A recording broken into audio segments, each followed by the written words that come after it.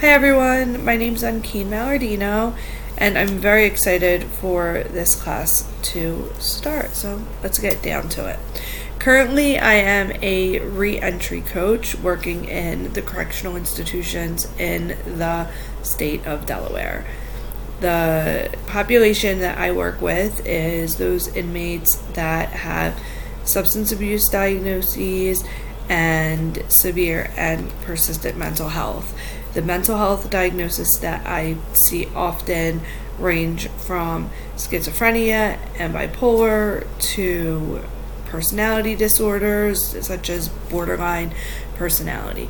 Most of the inmates in the correctional institutions in the state of Delaware have some level of mental health instability and have some type of a diagnosis that goes with that instability. So my beliefs about mental health diagnoses. So I believe that a lot, at least of the inmates that I see and the substance abuse clients, are that they are either misdiagnosed or overdiagnosed. And I think that the reason for this is that a lot of doctors are just overwhelmed. They don't have the appropriate time to dedicate to each patient that is needed to make a well-rounded mental health diagnosis. They don't necessarily have the ability due to time restraints to develop the appropriate therapeutic bonds that it takes to make the most accurate diagnosis for a person.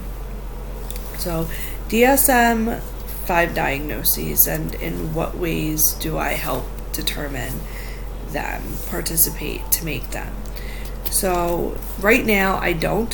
However, in the past when I worked in inpatient substance abuse facilities, I was able to sit down with doctors and give them my observations in order to help them develop a more well-rounded picture on the client patient that they were looking to make some type of diagnosis on.